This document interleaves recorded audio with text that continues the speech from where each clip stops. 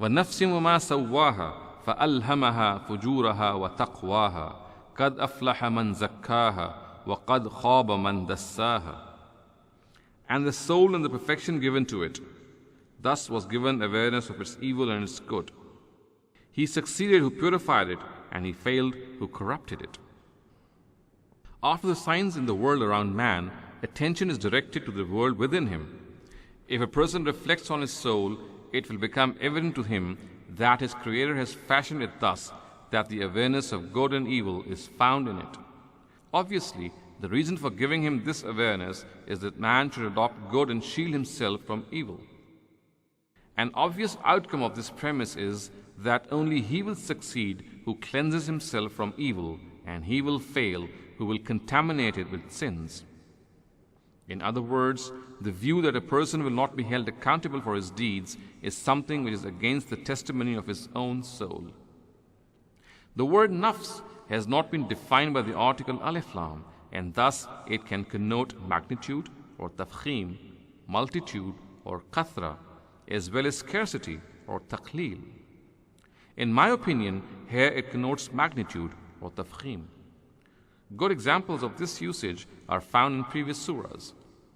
It is stated in Surah Buruj, وَشَاهِدٍ وَمَشْهُودٍ, or, and one who sees and that what is seen bear witness, Surah number 85, verse 3.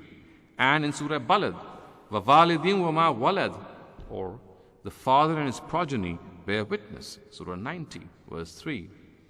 And at these places, this usage has been explained. Similar is the use of this word here. The purpose is to direct attention towards the astounding sagacity and propriety found in the human soul and towards its outstanding hidden and apparent abilities. In the expression وَمَا سَوَّاهَا also, the particle ma is in the sense of a verbal noun and, as is explained above, directing our attention to the astounding sagacity and propriety found in the human soul as referred to earlier. The Qur'an has explained this at various places and has argued that the Almighty cannot make something so highly gifted without a purpose. Hence, it is essential that a day come when it be held accountable before its Lord for its abilities and the favor it has been blessed with. I have explained the word tasfiyah, which is the verbal noun of the word savva, at various instances in this tafsir, that it is used to imply the final stage of the process of creation. Thus, for example, it is said, الَّذِي خَلَقَ فَسَوَّى, or who has created all things and perfected them, Surah number 87, verse 2. It is evident from this verse that here it is not merely the initial stage of the creation of the human soul which is referred to in this oath. Its final stage is also in consideration when it emerged as a masterpiece of God's creativity and became a witness through its own existence that man has come in this world with certain responsibilities. He is God's vicegerent and answerable before him. The sentence فَأَلْهَمَهَا فُجُورَهَا وَتَقْوَاهَا, or thus was given awareness of its evil and its good, depicts the details of tasfiyah. It is in this final stage of the process of man's creation that the Almighty has infused in him a divine spark. It is this divine spark which enables a person to discern good from evil. In the previous surah, this aspect is referred to by the words وَهَدَيْنَاهُ النَّجْدَيْنِ, or and shown him the two paths, Surah number 90, verse 10, and I have explained it there. Those interested can take a look. For more details, the tafsirs of Surah Qiyamah and Surah Dahr can be consulted. The sentences قَدْ أَفْلَحَ مَنْ زَكَّاهَا وَقَدْ خَابَ مَنْ دَسَّاهَا, or he succeeded who purified it and he failed who corrupted it, state the obvious and necessary outcome of the awareness of good and evil found in man. When a person has been given the awareness of good and evil, then it is his obligation to adopt good and shun evil. It is this attitude which will lead him to success in this world and in the next. If, on the contrary, he adopts the path of vice, this will lead him to a wretched and miserable fate. The word dassaha is actually dassasaha, from dasasun, the root, which means to wrap up something in dirt and to put something into dirt. It is this word which has been transformed into dassaha, and this transformation has added an emphasis in its meaning, that is, absolutely contaminating a thing with dirt. Examples of such transformations are found in Arabic. For example, tazanna from tazannana.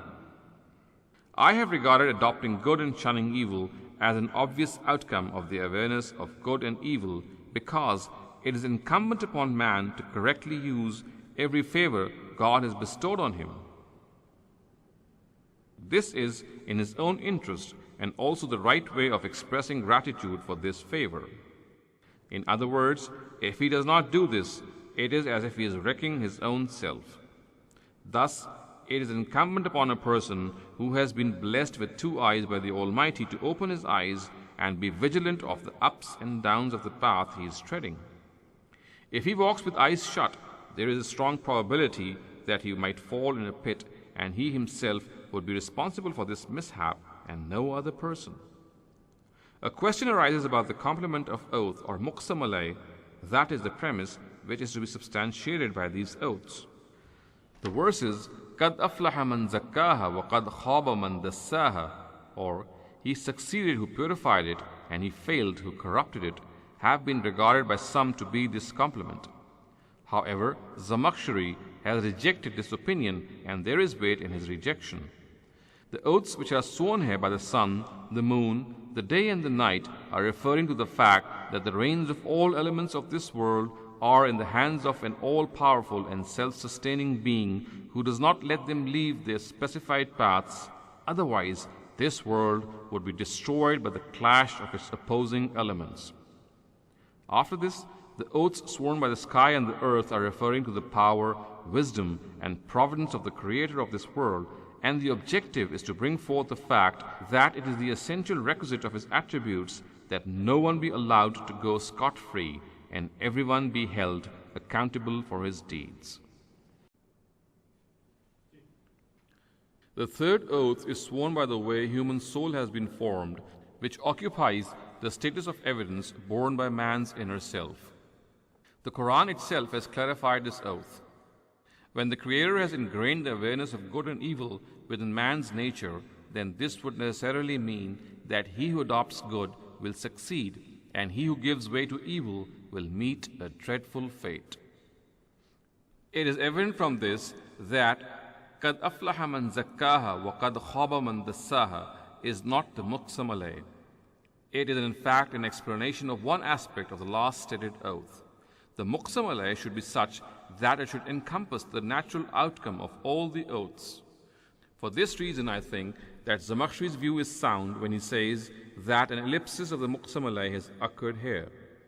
The reason for this is that this last part has actually hinted towards it, so that there is no need to express it in words.